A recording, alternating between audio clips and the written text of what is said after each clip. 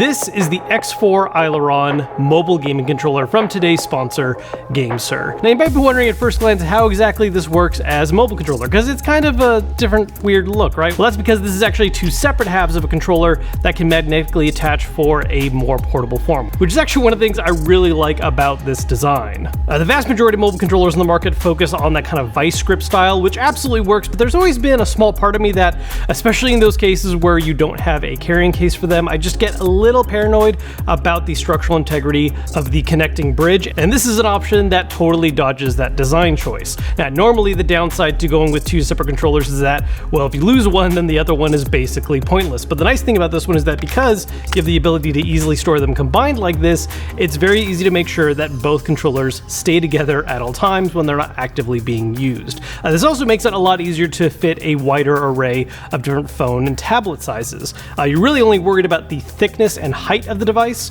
which the height is actually handled by an adjustable little top right here, whereas the actual width of it doesn't matter because as long as each one can fit on one end, you're good to go. One thing about the vice grip on this, by the way, that I thought was a really nice touch is that this also actually acts as the on button. There is a way to force power on or power off if for some reason it's not working as intended, but by default, as long as this is down, the controller is going to be off, and then as soon as you open it up, that turns the controller on. In fact, you can even see the light turned on the ring right here. That just makes it very simple. You don't have to worry about pressing a power button or double checking anything. As soon as you slot it on your controller, it's going to know it's time to be used. Now, because these are two separate halves that are not directly connected to each other, this is not a wired setup with your Android phone or tablet. It does not plug directly into the USB-C port. Instead, these are a pair of Bluetooth controllers. So you do have to make sure that you top off the charging just by combining them like this and plugging into the USB-C port located at the bottom of the left-hand side controller. Now, of course, the downside of this is that you have to make sure the controller itself is topped off power-wise, but a upside of this is that because it's not drawing power directly from your phone or tablet, you're not going to be worried as much about how that might impact your battery life. Now, as you might have noticed, there is an Xbox logo on this controller. It actually acts as an Xbox home button, and that's because this is an officially licensed Xbox product. Now, what that means for this as a mobile controller is that it is being marketed particularly for the idea of using it with Xbox Game Pass or remote play an Xbox system. You're able to use the home button with that, so it gives you a much more kind of natural, direct way of controlling the system rather than having to rely on the touchscreen controls of hitting the Xbox logo. But that is also not a limiting factor of this controller. Anything that supports a mobile game controller on Android is going to work with this just fine. Random side note, this also kind of just works as a fun fidget device because while I'm sitting here talking about it, I just can't help but keep, separating it and putting it back together.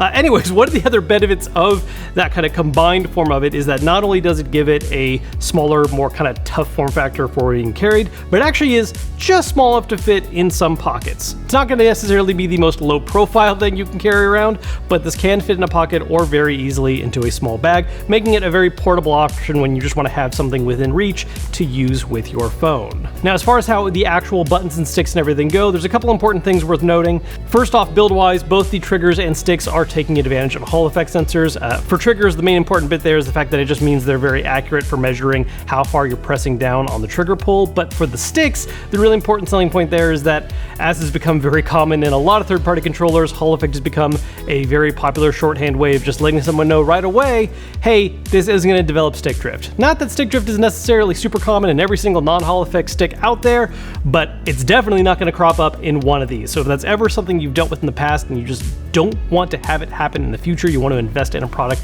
that's going to last a long period of time, that is something that you don't have to worry about with these. As far as how the sticks themselves feel, they're overall pretty solid. It's a tiny bit on the looser side that I usually prefer, but it's not bad, and you do have a very thin anti-friction ring around the bottom, so if you're ever doing spinning inputs, that has a nice little fluid feeling to it. Something worth also noting about the sticks is that they are actually swappable.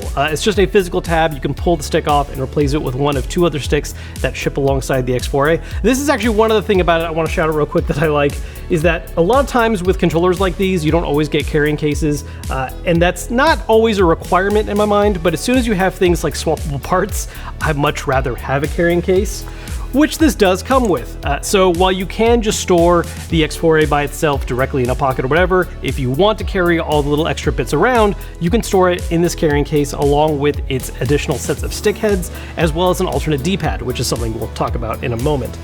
For the stick head swaps, the alternate options basically give you additional ways of having either smaller or more lower profile sticks. Something can be very nice if you are planning on putting it in your pocket so the sticks aren't protruding quite out as much. I will say that the stick swap mechanic itself, I don't entirely love the feeling of. It works. It's not exactly difficult to put the stick back in, but it does take a little bit more fidgeting and fickle time than I've experienced on some other stick heads, including other stuff from GameSir, which is thankfully not a problem shared by its D-pad, which is also swappable. By default, it comes with a fairly standard 4-way directional one with webbing around the sides for doing diagonals. The alternate design is actually kind of interesting one that I haven't really used much before. It's a little similar to what Xbox's own official controllers have right now with the faceted D-pad, but instead of having the kind of square body parts that emulate the 4 directions of a D-pad, this instead goes for basically the umbrella logo. So it has that very similar design of where it's concave and your thumb is going to rest in the center of it, and you can just apply pressure in all the different directions. It's a style I haven't really used before, and to be honest, it's grown on me, especially for situations where you have to do things like rolling inputs on a D-pad. It actually feels pretty nice. Now, on the subject of the D-pad feels, by the way, the X48 has gone for having a mouse click style feedback on multiple inputs, the D-pad included. So all 8 directions of the D-pad actually give you a very clicky feedback. I actually found this to be very useful for the relatively small size of it because it gives you a very clear idea of when you are going into one of the 8 directions, or if you're accidentally tilting just a little bit too much to the edges, causing a diagonal input to happen. Now, I know for some people having a mesh D-pad is very important because that's just a very traditional way of how a D-pad feels to a lot of people, so it's important to know that this does have that clicky design. I personally actually really like it. Clicky D-pads are something that have really grown on me as I've used more and more of them, but that is a difference you should be aware of. Now, the D-pad is not the only part that's clicky like I mentioned earlier. Also, all 4 of the front-facing ABXY buttons have that clicky feedback, as well as the RB and LB, all of which feel great. For the shoulder triggers, the travel distance is a little shallow, but that's fairly common on a lot of these smaller, lower-profile mobile controllers. And as you'll notice, there are also remappable back buttons located on the back of this. This is all handled directly on board with the controller. You don't have to worry about getting a separate app or anything. You can do that all on board with the little multi-function button right here, which actually has a couple different uses aside from just helping you remap those back buttons. You can use it to adjust the light up effects on the ring around these sticks. You can cycle between a couple different options or adjust the brightness on these. You can also do a button combination to activate a hair trigger mode. And you also have some built-in device shortcuts like being able to do volume adjustment using the multifunction with the D-pad. All in all, the X4A is a solid option if you're looking for a mobile controller, especially if you are in the Xbox ecosystem. If you're interested at all in grabbing one of these, I do have more information and links down below in the description. I want to thank GameSir once again for sponsoring today's video showcasing this controller. As always, if you enjoyed the video, hit the thumbs up button to let me know. Subscribe if you haven't yet, and I will see you guys later.